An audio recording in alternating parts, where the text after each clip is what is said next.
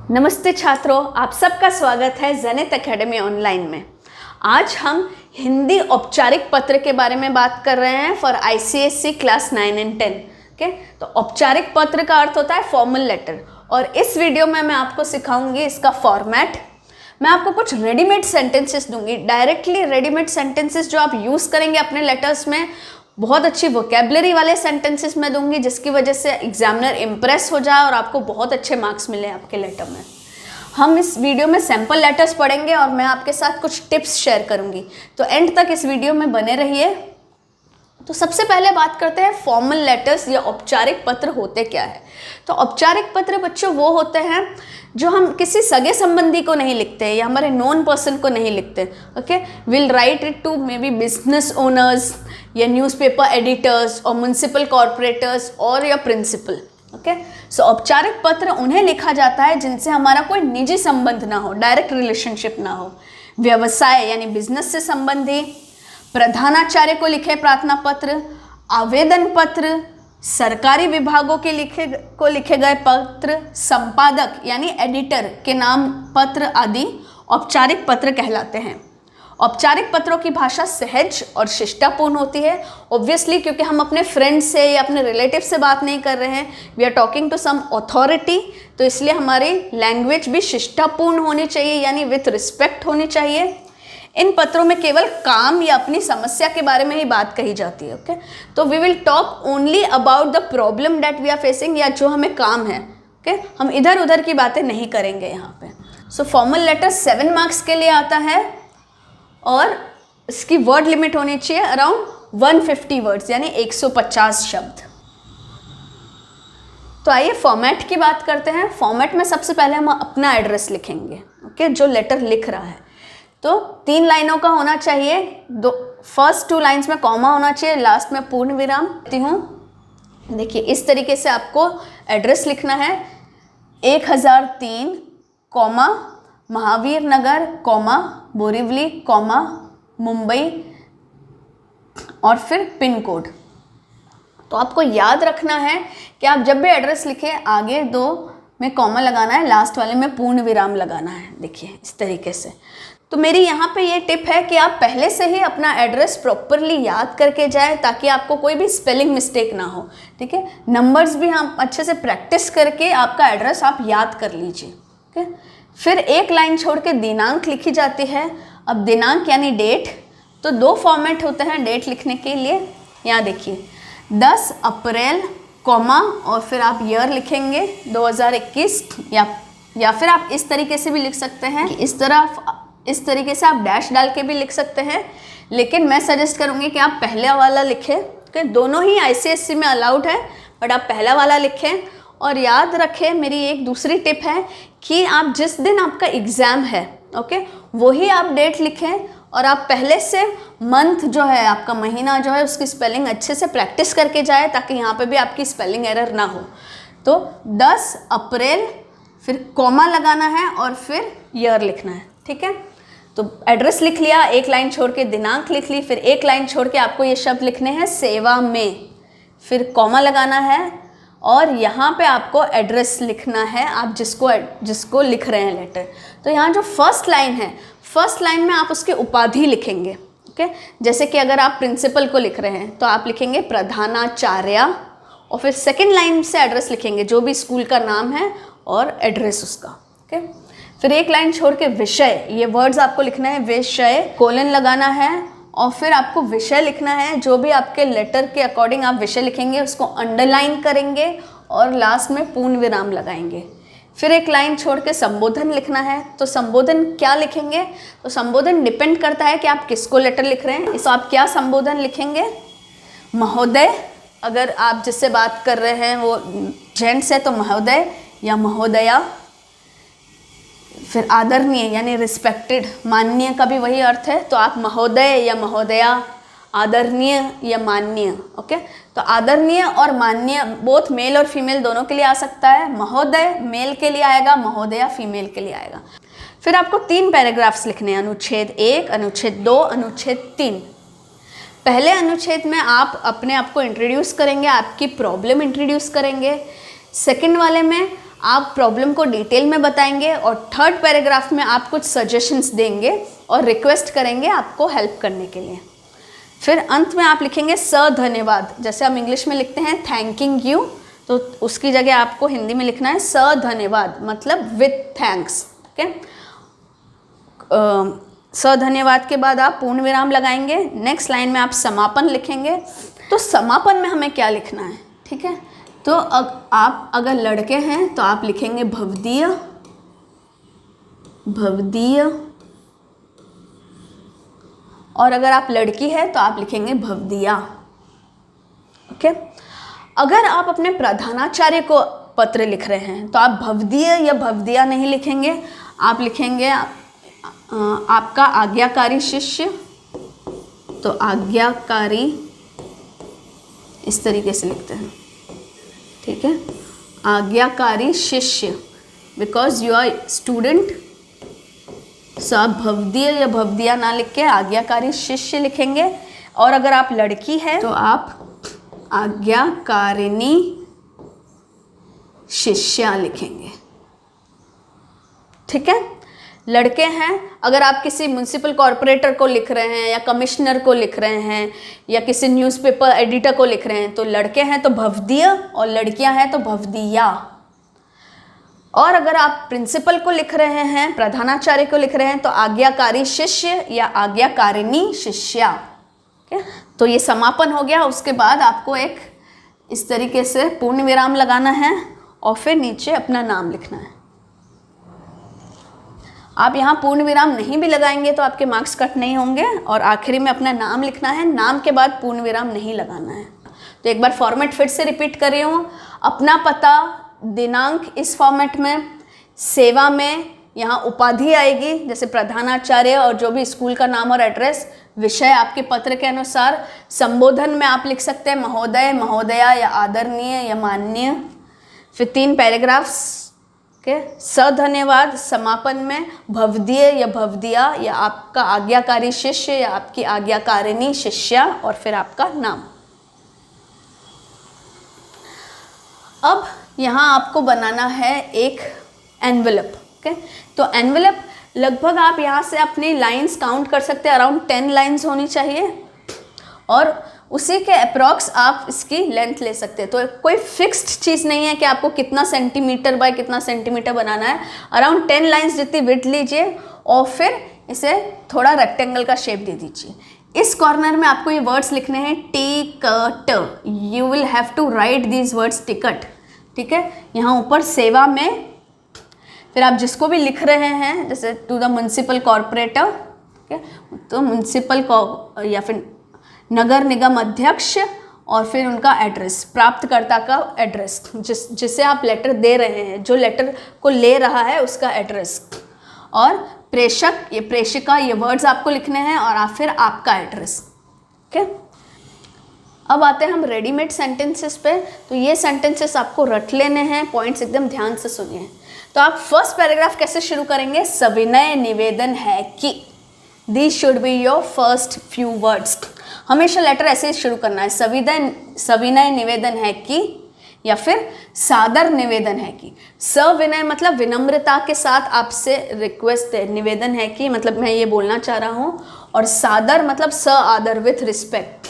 तो आप या तो ये लिखेंगे सविनय निवेदन है कि, या लिखेंगे सादर निवेदन है कि। Then you can either introduce yourself और you can state the problem directly. तो सविनय निवेदन है कि मैं लखनऊ इंदिरा नगर के मकान संख्या ये का रहने वाला हूँ, और फिर योर प्रॉब्लम। या फिर निवेदन है कि आजकल लाउडस्पीकरों का दुरुपयोग इतना बढ़ गया है, so what ever your problem is, कि गलियों बाज़ारों में हर समय इनके कारण शोर मचा रहता है। So when you want to state your problem you have to start with सविनय निवेदन है कि या सादर निवेदन है कि। This is how you will start your letter. फिर अगर आप न्यूज़पेपर एडिटर को लिख रहे हैं या समाचार पत्र के संपादक को लिख रहे हैं, ठीक है, तो आप कैसे इंट्रोड्यूस कर सकते हैं? तो बच्चों पहले आपको ये बात ध्यान रखनी है कि न्यूज़पेपर एडिटर को आप जो भी प्रॉब्लम बताओगे, he is not going to solve that problem. आप उनके न्यूज़पेपर के थ्रू ये जो आपकी प्रॉब्लम है, you have to take this problem to the concerned authority. तो वो न्यूज़पेपर एडिटर क्या करेगा, आपकी प्रॉब्लम को छापेगा अपने अखबार में, ताकि सबको आपकी प्रॉब्लम के बारे में पता चल सके और उस पर एक्शन लिया जा सके। तो आप कैसे लिखेंगे, आपके प्रतिष्ठित और सुविख्यात समाचार पत्र के माध्यम से मैं सरकार का इस समस्या की ओर ध्यान आकर्षण करना चाहता हूँ या चाहती हूँ। आपके प्रतिष्ठित मतलब फेमस, ओके, प्रतिष्ठित और सुविख्यात, विच इज़ नोन एवरीवेयर। तो आपके मतलब रिस्पेक्टेड और पॉपुलर समाचार पत्र के मीडियम से, माध्यम से मतलब उसके मीडियम से मैं गवर्नमेंट, सरकार मतलब गवर्नमेंट का इस समस्या या प्रॉब्लम की ओर ध्यान आकर्षण, ओके, ये एक संधि वर्ड है, 2 शब्दों से मिला हुआ है, ध्यान आकर्षक, ओके, मतलब कि I want to attract the attention of government, okay, ध्यान आकर्षण मतलब उनका ध्यान को अट्रैक्ट करना चाहता हूँ या चाहती हूँ। तो आप ये सेंटेंस एकदम अच्छे से रट लीजिए, और अगर न्यूज़पेपर एडिटर को लिखने के लिए लेटर आएगा तो आप एग्जैक्टली ये वर्ड्स लिख सकते हैं, ठीक है। तो बहुत अच्छी वोकेबलरी वाले वर्ड्स हैं, आप इनका यूज़ ज़रूर करें। अब अगर आप कोई जनरल कंप्लेन कर रहे हैं तो उसको, या फिर आप किसी को भी ये लेटर लिख रहे हैं फॉर्मल लेटर, तो उसका एंडिंग कैसे करेंगे। मेरी प्रार्थना है कि आप इस संबंध में, यानी मेरी रिक्वेस्ट है कि आप इस रिलेशन में आवश्यक उपचारात्मक कदम उठाएं, okay. So you take the measures, the required measures. मैं इस दयापूर्ण कार्य के लिए आपके प्रति कृतज्ञ रहूँगा, that I will be grateful towards you for doing this work. So आप ये एंड में लिख सकते हैं ना, conclusion, whenever you are requesting anything, या फिर आप लिख सकते हैं मुझे पूरी उम्मीद है कि मेरे इस सुझाव पर आप गंभीरतापूर्वक विचार करेंगे, मतलब seriously you will think over my सुझाव, मतलब मैंने जो सजेशंस दिए हैं। उम्मीद है आप मुझे निराश नहीं करेंगे एवं इस संबंध में कार्यवाही करेंगे, ओके, एवं जांच प्रारंभ करेंगे। अगर आपने कुछ ऐसा लिखा है कि कुछ कंप्लेन किया है तो and you want them to take action, you want them to investigate into it, तो आप ये वाला लेटर लिखेंगे। जांच प्रारंभ करना मतलब इन्वेस्टिगेट करना। तो उम्मीद है आप मुझे निराश नहीं करेंगे एवं इस संबंध में कार्यवाही करेंगे और जांच प्रारंभ करेंगे। तो आप ऐसे कुछ लाइंस लिख के रख लीजिए, याद करके लिख लीजिए, और अकॉर्डिंग टू योर लेटर आप वर्ड्स एडजस्ट करके इस तरीके से एंडिंग करेंगे तो एग्जामिनर ज़रूर इम्प्रेस होगा। तो अब हम करते हैं कुछ सैम्पल लेटर्स। तो संपादक को पत्र लिख रहे हैं हम, बिजली की कुव्यवस्था पर विचार करते हो, मतलब बिजली मतलब इलेक्ट्रिसिटी, कुव्यवस्था मतलब उसका अरेंजमेंट ठीक नहीं है, ओके, व्यवस्था इज अरेंजमेंट, और कुव्यवस्था मतलब कि प्रॉपरली नहीं आ रही है इलेक्ट्रिसिटी। तो आप कैसे लिख सकते हैं, यहाँ देखिए मैंने एड्रेस लिखा है, दिनांक के लिए जगह छोड़ी है, सेवा में संपादक महोदय, ओके, तो संपादक महोदय लिखा है। दैनिक जागरण लखनऊ, विषय संपादक को पत्र बिजली की कुव्यवस्था पर विचार। तो ये जो विषय होगा वो आपको आपके क्वेश्चन से ही मिल जाएगा, और फिर आप लिख सकते हैं महोदय, ठीक है। तो यहाँ अगर आप सिर्फ संपादक लिखेंगे तो भी चलेगा, या संपादक महोदय लिखेंगे तो भी चलेगा, और जब आप यहाँ आगे बढ़ते हैं तो यहाँ आपको महोदय लिखना है, ठीक है, संबोधन में। तो हम फटाफट ये लेटर पढ़ लेते हैं। हम आपके सम्मानित पत्र के माध्यम से अपनी बिजली आपूर्ति संबंधी शिकायतें विद्युत विभाग के अधिकारियों तक पहुंचाना चाहते हैं। तो या तो आप ऐसे लिख लीजिए डायरेक्टली, या फिर मैंने जो आपको फर्स्ट बताया था सैम्पल स्टेटमेंट, वैसे वहाँ से स्टार्ट कर सकते हैं। हमारी वार्षिक परीक्षाएं यानी एनुअल एग्ज़ाम्स सिर पर है, हमें अपनी परीक्षा की तैयारी के लिए रात दिन अध्ययन करना पड़ता है, यानी पढ़ाई करनी पड़ती है। स्पेलिंग्स एकदम अच्छे से देख लीजिए। लगभग गत 1 माह से, मतलब लास्ट 1 मंथ से हमारे मोहल्ले में बिजली की व्यवस्था ठीक नहीं है, हमारी पढ़ाई लिखाई का बहुत नुकसान होता है। तो पहले आपने फर्स्ट वाले में क्या किया है, आपने इंट्रोड्यूस की है आपकी प्रॉब्लम। सेकंड वाले पैराग्राफ में आप उसको थोड़ा स्ट्रेच कर रहे हैं, आप डिटेल में अपनी प्रॉब्लम बता रहे हैं, और थर्ड वाले में आप कुछ सजेशन देके उनको रिक्वेस्ट कर रहे हैं हेल्प करने के लिए। तो इन परिस्थितियों में विद्युत विभाग के अधिकारी वर्ग से अनुरोध है कि वे इस समस्या पर गंभीरता से विचार करें और छात्र हित में यानी स्टूडेंट्स के हित में, फ़ायदे में बिजली वितरण मतलब डिस्ट्रीब्यूशन को नियमित यानी रेगुलर करने की कृपा करें। फिर नीचे भवदीय और फिर आपका नाम, ठीक है। तो यहाँ मैंने एक अलग तरीके से एंड किया है। अगर आप चाहते हैं तो जिस तरीके से मैंने आपको रेडीमेड लाइंस दी है, आप वो रेडीमेड लाइंस इसमें ऐड कर सकते हैं, ठीक है। तो इस तरीके से आपको लेटर लिखना है। नेक्स्ट, अपने घर के आसपास के लाउड स्पीकरों के अनुचित प्रयोग से हो रहे ध्वनि प्रदूषण यानी साउंड पॉल्यूशन को रोकने के लिए पुलिस अधीक्षक को पत्र। तो अब आप एडिटर को नहीं लिख रहे हैं, किसको लिख रहे हैं? पुलिस अधीक्षक को। तो बच्चों क्वेश्चन ध्यान से पढ़ना है। तो क्वेश्चन से आपको मिलता है कि आपको किसको लेटर लिखना है, उसके अकॉर्डिंगली आपका एड्रेस आएगा, आपका संबोधन आएगा और इसी में से आपका विषय भी बनेगा, ठीक है। तो मैं डायरेक्टली मैटर पे जा रही हूँ, फॉर्मेट हम बार बार नहीं कर रहे, डायरेक्टली मैटर पे जाते हैं। तो डायरेक्टली आप निवेदन है कि या फिर सविनय निवेदन है कि, it gives a lot of impression. सविनय निवेदन है कि या सादर निवेदन है कि आजकल लाउड स्पीकरों का दुरुपयोग इतना बढ़ गया है कि गलियों बाजारों में हर समय इनके कारण शोर मचा रहता है। हर समय इन लाउड स्पीकरों पर अच्छे बुरे फिल्मी गाने बजते रहते हैं। तो आपका जो पहला अनुच्छेद है उसमें आपने शुरू किया सविनय निवेदन है कि, और आपने अपना प्रॉब्लम स्टेट किया।